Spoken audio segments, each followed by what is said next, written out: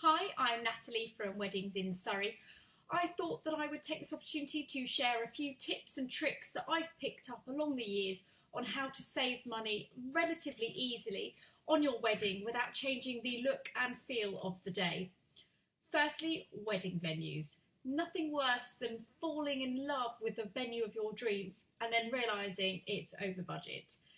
A way of trying to bring the cost down of the wedding venue would be to ask them if they have reduced cost Sunday dates available, especially if it falls on a bank holiday weekend. Sometimes venues still don't put bank holiday Sundays up to full price, so you can have a wedding on a Sunday where people don't have to go to work the next day. Another option is to see if it's cheaper to get married out of season at the venue in April, October time. You can have great sunny days in those months and still have a fabulous wedding even though it's not in the prime months of July, August and September. Another way on saving monies on venues would be to ask if any friends have a large enough garden or space and are willing to share it for you to put a marquee in. Marquee weddings are great. I think they're fabulous. I think you can do so much with them in how you decorate them. And it's another option, and it can save you thousands on wedding venue hire fees. So back to now how we're going to cater for these guests. Catering can be a bit of a minefield, trying to please everybody with one sort of type of meal. First of all, I would say that a lamb roast is a great idea. We have a company called Butcher Lamb Roasts who will come and roast lambs on site for you, a little bit like a hog roast, but just such a great alternative.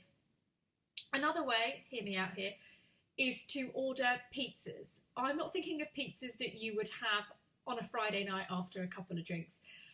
More along the lines of stone-baked, flatbread pizzas, served probably with some sort of cold meats, parma ham, parmesan cheese, something along those lines.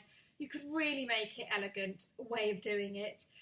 And it can cater for lots of guests. Most people like pizza, just double check obviously that everybody does, but most people do, and it's a great way you can get a local restaurant to deliver it to your venue relatively cheaply and cater for quite a large number of guests.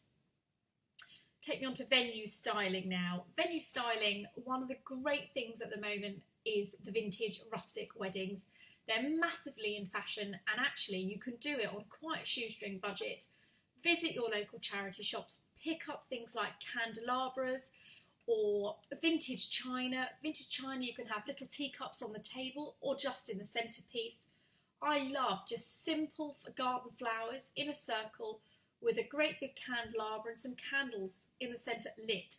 Candles transform a space really cheaply, especially on an evening wedding, and they make the room smell great and they give a really warm, cosy feel. Bunting and lanterns are another really great way of transforming a space really cheaply. You can pick up bunting and lanterns pretty much anywhere. Online, lots of wedding shops do them. They look great, they suit most venue styles, and it really does transform a space relatively cheaply. Next, I was going to bring you onto flowers. Flowers, my biggest top tip for flowers is to go to your florist or whoever's doing your flowers and suggest and pick ones that are in season. In season flowers are much cheaper than flowers out of season.